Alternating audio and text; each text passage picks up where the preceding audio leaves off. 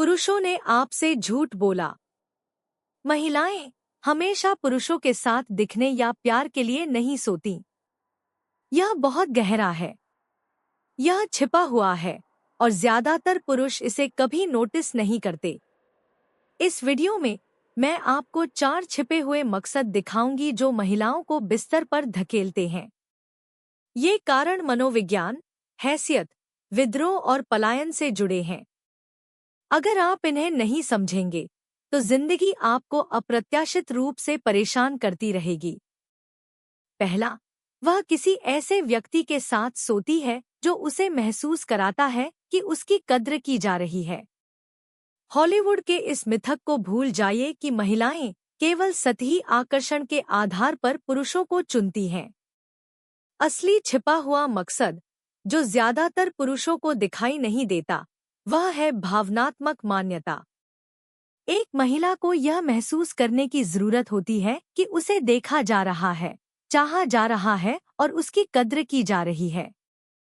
जब कोई पुरुष उसे यह एहसास दिलाता है तो सब कुछ बदल जाता है।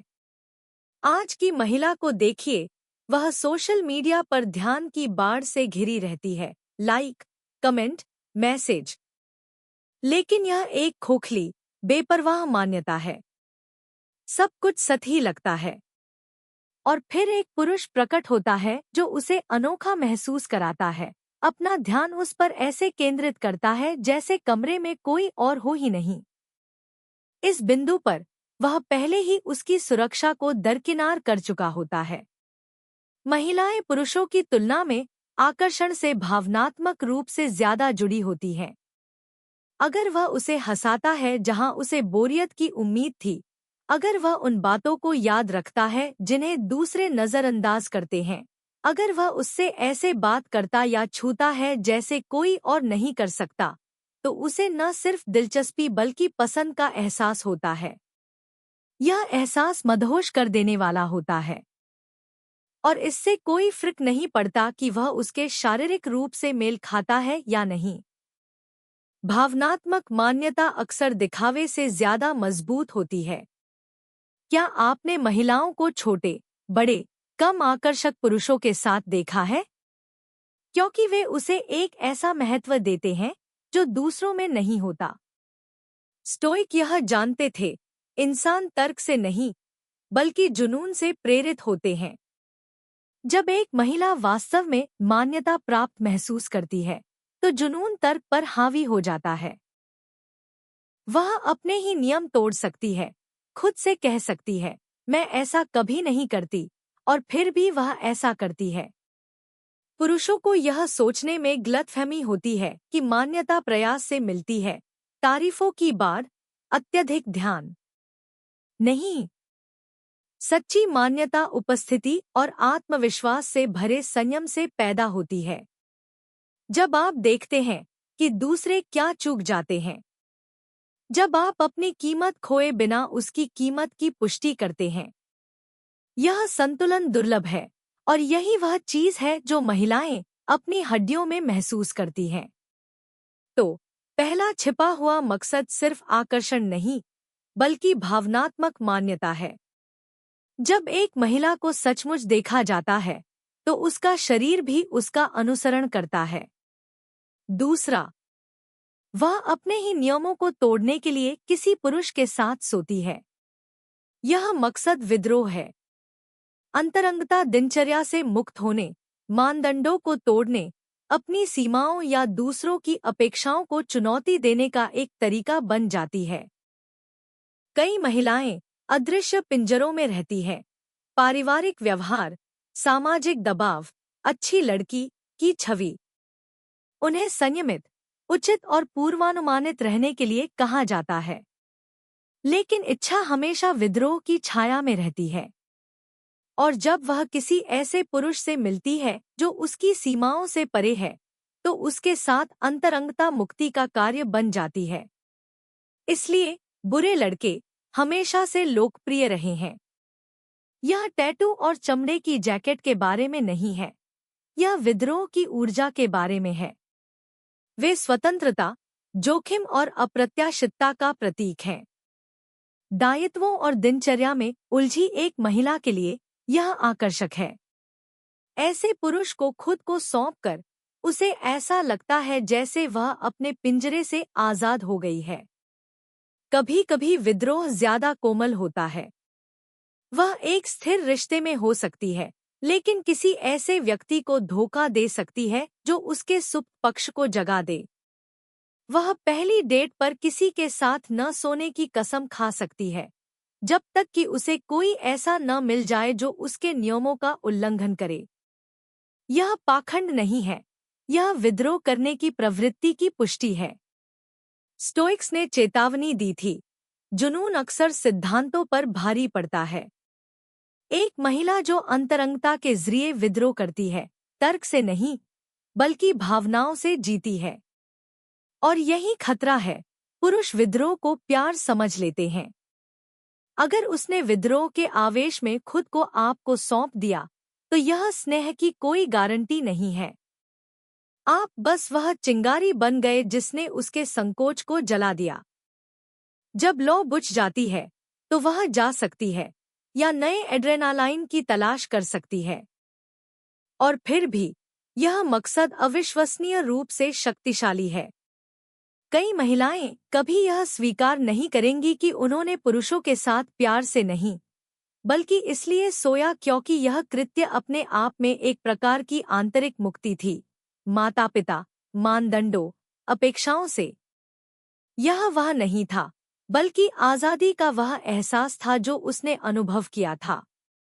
अगर मान्यता उसे मूल्यवान महसूस कराती है, तो विद्रोह उसे आज़ादी का स्वाद चखाता है।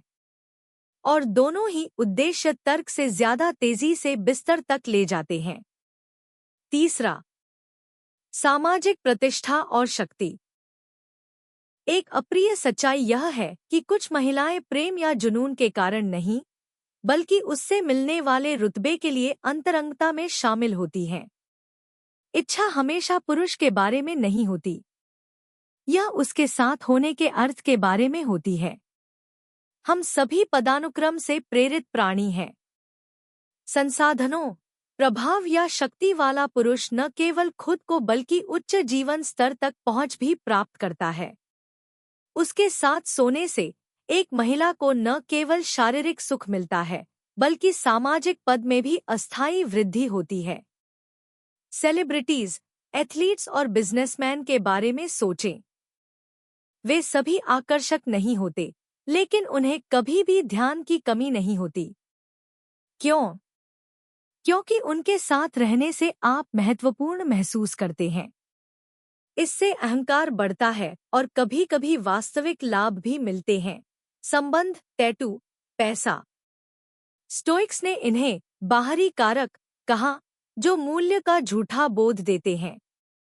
इससे प्रेरित होकर एक महिला अंतरंगता को आत्मपुष्टि का एक छोटा रास्ता मानती है। वह किसी पुरुष के पीछे नहीं भागती, वह एक प्रतीक की तलाश करती है। अवचेतन रूप से भी वह बनना चाहती है जो ऐसा कर सकती है, क्योंकि यही उसे बाकियों से अलग करता है। कभी-कभी यह पैसे की बात नहीं, बल्कि प्रतिष्ठा की बात होती है। वह किसी पुरुष के साथ सिर्फ इसलिए सो सकती है क्योंकि वह एक नेता है, अपने समूह में एक अल्फा पुरुष है। उसके जरिए वह उस शक्ति का कुछ हिस्सा अवशोषित करती है। उसका आकर्षण शरीर के प्रति नहीं, बल्कि हैसियत के प्रति होता है। याद रखें, अगर कोई महिला आपकी ओर नहीं, बल्कि आपके प्रतिनिधित्व की ओर आकर्षित होती है, तो यह इच्छा नहीं, बल्कि हैसियत का एक गतिशील पहलू है। और जैसा कि स्टोइक्स ने सिखाया, बाहरी कारक गायब होने पर बाहरी सब कुछ ढह जाता है।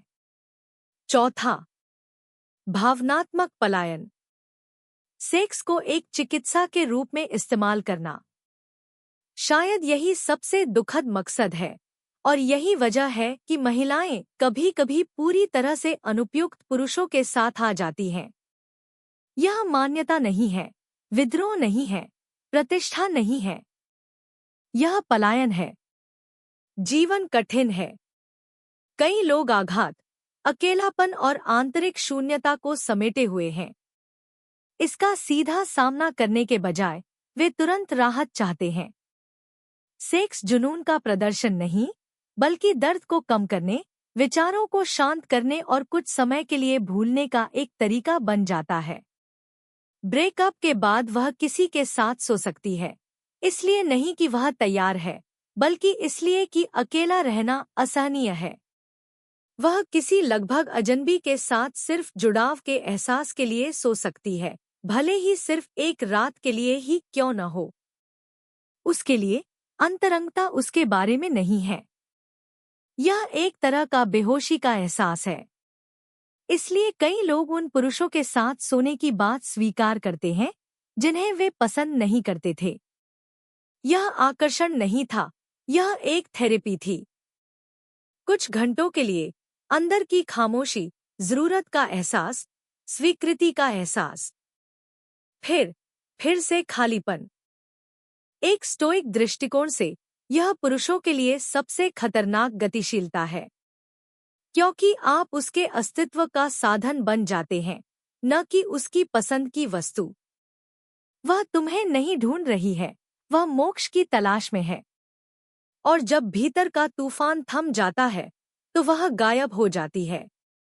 समय पर गौर करें, क्या वह किसी बहस, तलाक या दर्द की स्वीकारोक्ति के तुरंत बाद अंतरंग हो गई? यह जुनून नहीं, बल्कि एक पलायन है। और जो पुरुष इस अंतरंगता को सच्चे आकर्षण से भ्रमित करते हैं, वे हमेशा खुद को असमंजस में पाते हैं। कड़वी सच्चाई। जो महिला खुद से बचने के लिए तुम्हारे साथ सोती है, वह नहीं रहेगी। जब सन्नाटा लौटेगा तो उसे फिर से अपने दर्द का सामना करना पड़ेगा और तुम बस एक क्षणिक क्षण बनकर रह जाओगे। तो हाँ, मान्यता उसे मूल्य का एहसास दिलाती है। विद्रोह उसे आजादी देता है। प्रतिष्ठा उसे महत्व देती है। लेकिन पलायन जीवित रहने का एक प्रयास है। और यह तुम्हारे बारे में नहीं है, प्यार के बारे में नहीं है, जुनून के बारे में नहीं है। यह एक ऐसी महिला के बारे में है जो आंतरिक मौन की तलाश करती है, भले ही सिर्फ एक रात के लिए ही क्यों न हो।